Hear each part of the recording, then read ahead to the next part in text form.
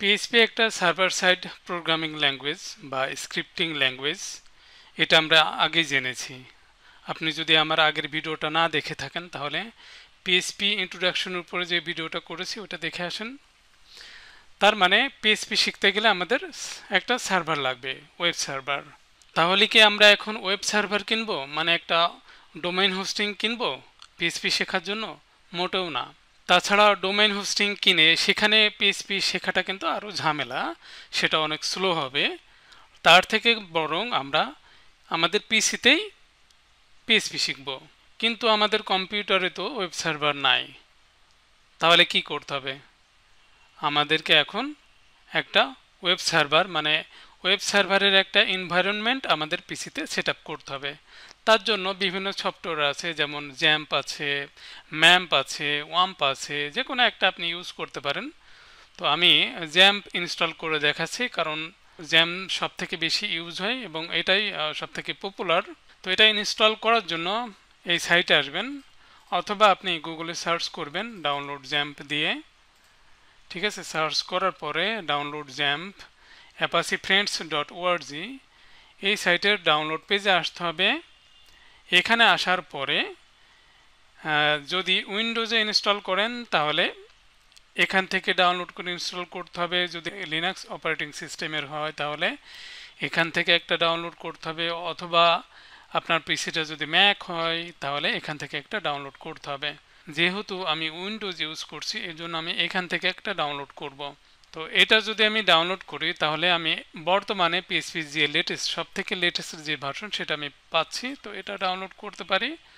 অথবা আপনি ওল্ড একটা ভার্সনও ডাউনলোড করতে পারেন, যেমন এখানে আছে হলো পিএইচপি 7.4 ভার্সন, এটাতে পাবেন। তো আমি এটাই ডাউনলোড করছি। এখানে ক্লিক করে জাস্ট ক্লিক করবেন তাহলে ডাউনলোড হয়ে যাবে। এখানে সাইজ লেখা আছে, ঠিক আছে, একটু সময় নেবে, ডাউনলোড হয়ে যাবে। ডাউনলোড হয়ে গেলে আপনি সফটওয়্যারটা ইউজুয়ালি আমরা ডাউনলোডস ফোল্ডারের ভিতরেই পাই। তো ডাউনলোডস ফোল্ডারে যাই, এখানে দেখেন যে ডাউনলোড হয়ে গেছে।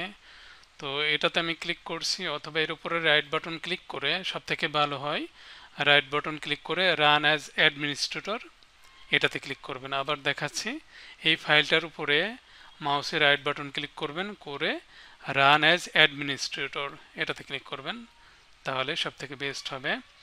তো এটাতে ক্লিক করার পরে এই বক্সটা পাবেন। তো এখান থেকে ইয়েস এই বাটনে ক্লিক করবেন। এবার দেখেন এখানে একটা মেসেজ এসেছে। তো মেসেজে বলছে যে আমি একটা অ্যান্টিভাইরাস চালাচ্ছি।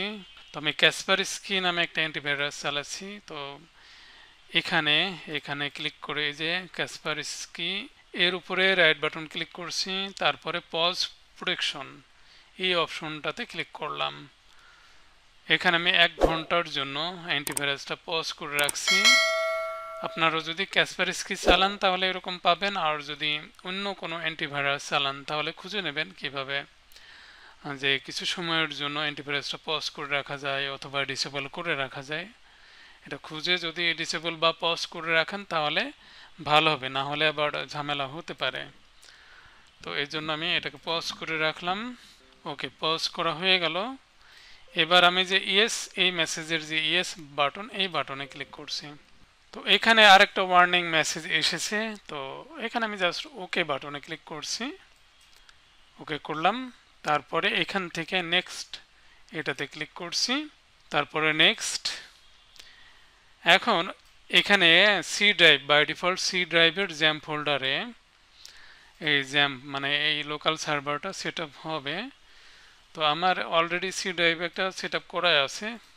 তো আমি এখান থেকে এই ড্রাইভটা চেঞ্জ করে দিই। এই জন্য এই আইকনটাতে ক্লিক করতে হবে। ক্লিক করার পরে আমি অন্য কোনো ড্রাইভে যাই, ধরেন আমি কোর্সেস নামে এই ড্রাইভে গেলাম। তো এখানে একটা ফোল্ডার তৈরি করতে হবে, হ্যাঁ, এমনি এমনি হবে না, কারণ যেখানে ইনস্টল করি না কেন সেই ফোল্ডারটা যেন এমটি থাকে। তো এই জন্য আমি এখানে এই জায়গাতে মাউসে রাইট বাটন ক্লিক করে নিউতে গিয়ে ফোল্ডার নাম দিচ্ছে হলো জ্যাম্প, যে কোনো নাম দিতে পারেন, আমি জ্যাম্প নাম দিলাম। তো এই ফোল্ডারটা সিলেক্ট করে সিলেক্ট ফোল্ডার বাটনে ক্লিক করলাম, তারপরে নেক্সট, আবার নেক্সট। তো এই টিকটা উঠিয়ে দিচ্ছি, এটা আমার দরকার নেই। তারপরে নেক্সট, আবার নেক্সট, এবার ইনস্টল হবে, একটু সময় নেবে, একটু ওয়েট করতে হবে। ওকে, আচ্ছা, তো ইনস্টল করার সময় এরকম অ্যালাউ চাইবে। হ্যাঁ, তো অবশ্যই অবশ্যই অবশ্যই অ্যালাউ অ্যাক্সেস বাটনে ক্লিক করে অবশ্যই অ্যালাউ করবেন। ওকে, অ্যালাউ করলাম। অ্যালাউ চাইলেই অ্যালাউ অ্যাক্সেসে ক্লিক করবেন। ওকে, তো ইনস্টল কিন্তু হয়ে গেছে। তো এখন এটাকে রান করতে বলছে, তো আমি ফিনিশ বাটনে ক্লিক করলেই অটোমেটিক রান হবে। তো আমি ফিনিশ বাটনে ক্লিক করলাম। এই যে দেখেন জ্যাম কন্ট্রোল প্যানেল, এটা কিন্তু রান হয়ে গেছে। তো আমাদের এবার এখান থেকে দুইটা মডিউল স্টার্ট করতে হবে পিএইচপি শেখার জন্য। একটা হলো অ্যাপাচি, অবশ্যই অ্যাপাচি, আর যদি মাইএসকিউএল মানে ডেটাবেজ নিয়ে যদি কাজ করতে চায় তাহলে মাইএসকিউএল এটাও রান করে রাখতে হবে, মানে স্টার্ট বাটনে ক্লিক করে স্টার্ট করে রাখতে হবে। তো আমি অ্যাপাচিতে ক্লিক করে স্টার্ট বাটনে ক্লিক করলাম। আবার মাইএসকিউএল এটাও আমি রান করে রাখছি, এটা যদিও এখন দরকার নেই, তারপরেও আমি স্টার্ট বাটনে ক্লিক করছি। তো আবার দেখেন, আবার এই যে অ্যালাউ চাচ্ছে, তো আমি আবার অ্যালাউ অ্যাক্সেসে ক্লিক করলাম। যদি সব কিছু ঠিকঠাক থাকে তাহলে অ্যাপাচি মাইএসকিউএল এই যে মডিউলগুলো ঠিকঠাকভাবে রান করেছে। তো অ্যাপাচি মাইএসকিউএল এর এখানে দেখেন গ্রিন কালারের, লাইট গ্রিন কালারের ব্যাকগ্রাউন্ড আছে, আর এখানে কোনো এরর মেসেজ নাই। যদি এরর আসতো তাহলে এখানে রেড কালারের মেসেজ আমরা পেতাম। যদি এরর আসেই, আমি এররটা দেখাচ্ছি, বিভিন্ন রকমের এরর আসতে পারে, মনে রাখবেন। যেমন এই যে অ্যাপাচির এই যে পোর্টটা, এখানে যে পোর্ট দেখছেন 80, তারপরে 443, এইসব পোর্টগুলো দেখা যাচ্ছে ব্লক হয়ে যেতে পারে, কারণ আমার কম্পিউটারের অন্য কোনো প্রোগ্রাম হয়তো এই পোর্টটা ইউজ করবে। তো একটা পোর্ট কিন্তু একসাথে দুইটা প্রোগ্রাম ইউজ করতে পারে না। তো 80 এই পোর্টটা যদি অন্য কোনো প্রোগ্রাম ইউজ করে তাহলে কিন্তু জ্যাম্প এই পোর্টে রান হবে না। যে এররে আসুক, এররে মেসেজগুলো কপি করবেন, কমেন্ট বক্সের ভিতরে পেস্ট করে দেবেন, তারপরে আমরা দেখব যে আপনারা কি এরর পেয়েছেন। তো ওই এররগুলো ধরে ধরে আমরা এগুলো ফিক্স করতে পারি। এজন্য এরর নিয়ে কোনো রকম টেনশন করবেন না। যদি এরর ঠিক নাও হয়, যদি সম্ভব না হয় এররটা ঠিক করা, তাহলেও টেনশনের কোনো কারণ নাই, কারণ জ্যাম ছাড়াও আরও সফটওয়্যার আছে, যেমন ম্যাম্প আছে, ওয়াম্প আছে। ওকে, তার মানে জ্যাম ঠিকঠাকভাবে না চললেও আপনি ওয়াম্প ম্যাম্প এইগুলো যে কোনো একটা ঠিকঠাকভাবে চললেও সেইগুলো দিয়েও আপনি পিএইচপি শিখতে পারবেন, কোনো সমস্যা নাই। তো দেখেন এই যে এই সফটওয়্যারের মাধ্যমে আমরা কিন্তু আমাদের পিসিতে একটা সার্ভার সেট আপ করে ফেললাম। তো এখন এই সার্ভারটা ঠিকঠাকভাবে সেট আপ হলো কিনা কিভাবে আমি এটা জানবো। তো এই জন্য আমি ব্রাউজারটা ওপেন করছি। ব্রাউজারে এখানে আমি HTTP, অবশ্যই HTTP লিখবেন, তারপর ক্লোন দিবেন। অ্যাড্রেস বারে http://লোকাল হোস্ট, কোনো রকম স্পেস হবে না, সব স্মল লেটারে দেবেন। এইভাবে লিখবেন, কিন্তু একটা অক্ষর ভুল হলে কিন্তু কাজ করবে না, লিখে এন্টার প্রেস করবেন। যদি এই পেজটা দেখেন তাহলে বুঝবেন যে জ্যামটা ঠিকঠাকভাবে সেট আপ করেছেন। এখন আপনি নিশ্চিন্তে এখানে পিএইচপি শিখতে পারবেন। তো এখানে কয়েকটা পেজের লিঙ্ক আছে, যেমন পিএইচপি ইনফো, এখানে ক্লিক করলে আপনি পিএইচপির কোন ভার্সন, তারপর ডেটাবেজের কোন ভার্সন, এখানে অনেক ইনফরমেশন আছে, সার্ভারের অনেক ইনফরমেশন এখানে দেয়া আছে, এখান থেকে এগুলো জানতে পারবেন। আচ্ছা, তারপরে যে পিএইচপি মাই অ্যাডমিন, যদি মাইএসকিউএল এই মডিউলটা যদি চালু থাকে তাহলে পিএইচপি মাই অ্যাডমিন এখানে ক্লিক করলে আমরা ডেটাবেজের প্যানেলে যেতে পারবো। এই যে এখান থেকে আমরা ডেটাবেজ, নতুন ডেটাবেজ ক্রিয়েট করতে পারবো, বা আগে কোনো ডেটাবেজ ক্রিয়েট করা আছে সেইগুলো দেখতে পারবো, চেক করতে পারবো, সব কিছু এখান থেকে করতে পারবো। এবার তাহলে পিএইচপি করবেন, মানে পিএইচপির কোড করবেন কোথায় সেটা দেখাচ্ছি। যে আমি যে জ্যাম কন্ট্রোলের এই উইন্ডো থেকে এখানে যে এক্সপ্লোরার, এখানে ক্লিক করে আমি যেতে পারি এখানে যে htdocs এই ফোল্ডারের ভিতরে যেতে হবে, অন্য কোনো ফোল্ডারে না কিন্তু, হ্যাঁ, শুধুমাত্র htdocs। আর আপনি যদি ওয়াম্প এই সফটওয়্যারটা ইউজ করেন তাহলে কিন্তু www এই নামে একটা ফোল্ডার পাবেন, ঠিক আছে। তবে জ্যাম্পে হলো htdocs এই নামে আমরা ফোল্ডার পাবো। আবার এই ফোল্ডারে আমি এখান থেকে ক্লিক না করে আমি ম্যানুয়ালি যেখানে আমরা ইনস্টল করেছি সফটওয়্যারটা, সেটা হলো কোর্সেস ফোল্ডারের ভিতরে এখানে দেখেন জ্যাম্প নামে একটা ফোল্ডার ভিতরে সব আছে।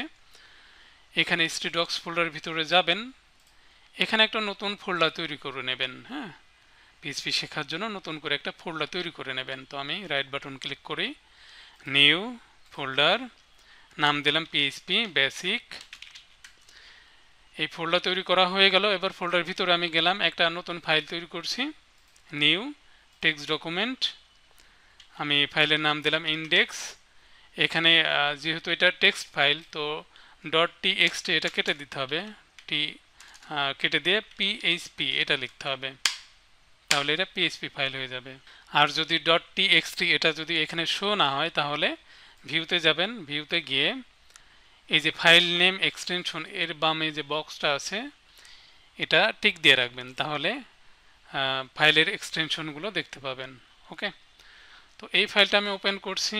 ওপেন করে এখানে কোড করি, একটা কোড PHP-র। আগে PHP-র স্টার্ট ট্যাগটা লিখলাম, ইকো স্টেটমেন্ট, এখানে আমি হ্যালো ওয়ার্ল্ড এটা লিখলাম, তারপরে সেমিকোলন, সেভ করলাম ফাইলটা। এবার কিভাবে এটা দেখব, এটার জন্য যে লোকাল হোস্টের পরে যা আছে স্ল্যাশের পরে সব কেটে দিতে হবে, দিয়ে এখানে শুধুমাত্র ফোল্ডারের নামটা দিবেন। প্রথমে ফোল্ডারের নামটা অবশ্যই দিতে হবে, ফোল্ডারের নাম দিলাম। নাম দিয়ে আমি যদি এন্টার প্রেস করি তাহলেই কিন্তু আমি দেখতে পাবো। এখানে আমার ফাইলের নাম দেয়া লাগছে না, কারণ ফাইলের নাম যেহেতু index.php দিয়েছি, অথবা home.php দিলেও অটোমেটিক এই অ্যাড্রেসে আসলে এই ফাইলটাকে লোড করবে।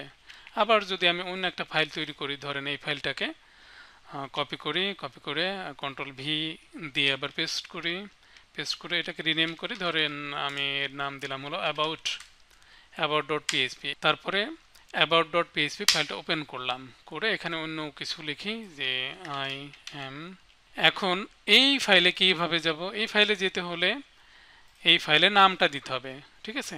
যদি ফাইলের নাম index.php বা home.php না হয়, তাহলে অবশ্যই ফাইলের নামটা দিতে হবে, না হলে আমরা ওইটা পাবো না। তো এখানে about.php দিয়ে এন্টার প্রেস করলাম, এই যে দেখেন এটা এখন শো হচ্ছে। তার মানে বুঝতেই পারলেন যে কোড আমরা কিন্তু এখানেই করব, যে htdocs ফোল্ডারের ভিতরে একটা ফোল্ডার তৈরি করে নেব, তার ভিতরেই PHP ফাইল তৈরি করে সেখানে আমরা PHP-র কোড শিখব। ওকে, তারপরে ধরেন আপনার প্র্যাকটিস করা শেষ, আপনি এখন ক্লোজ করে দিলেন, তাই না। ক্লোজ করে দিয়ে আপনি আবার ওপেন করবেন। ওপেন করবেন কোথা থেকে, ওপেন করার কোনো অপশন এখানে আছে নাই কিন্তু।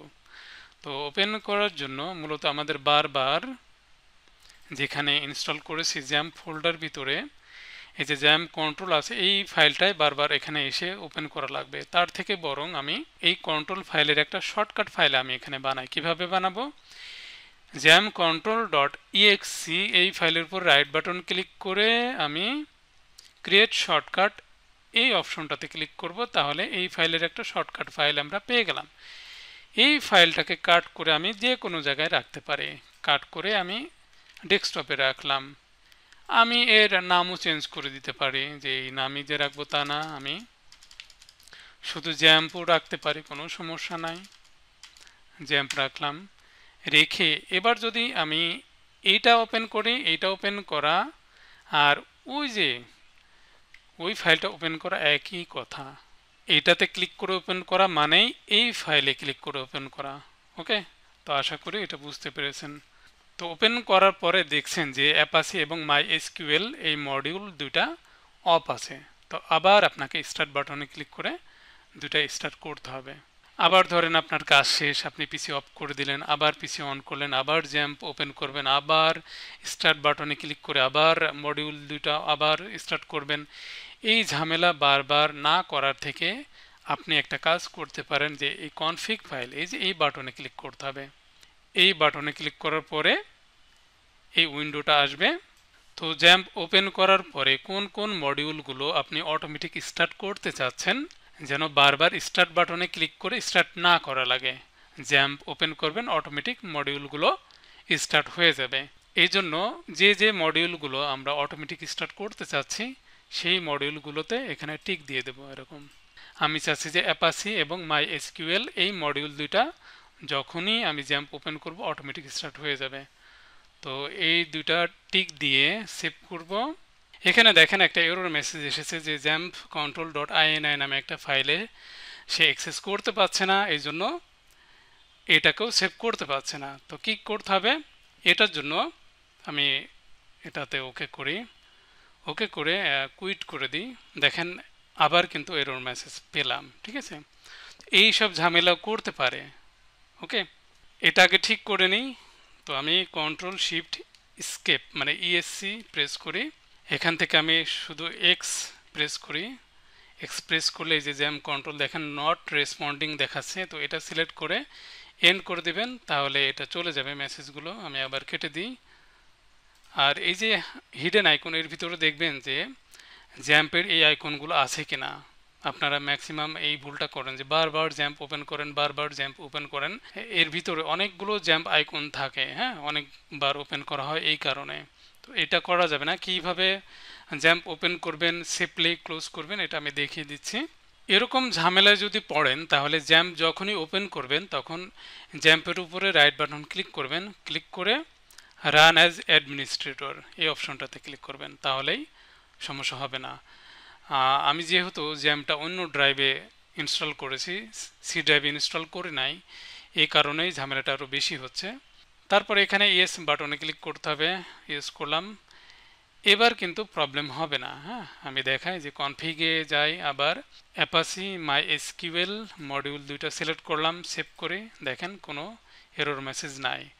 আবার যখনই আপনার কাজ শেষ হয়ে যাবে, ক্লোজ যদি করে দিতে চান, আপনি এইভাবে কেটে না দিয়ে কুইট করবেন। হ্যাঁ, কেটে দিলে কিন্তু জ্যাম্প অ্যাকচুয়ালি থেকেই যায়, এই এখানে হিডেন অবস্থায় থাকে।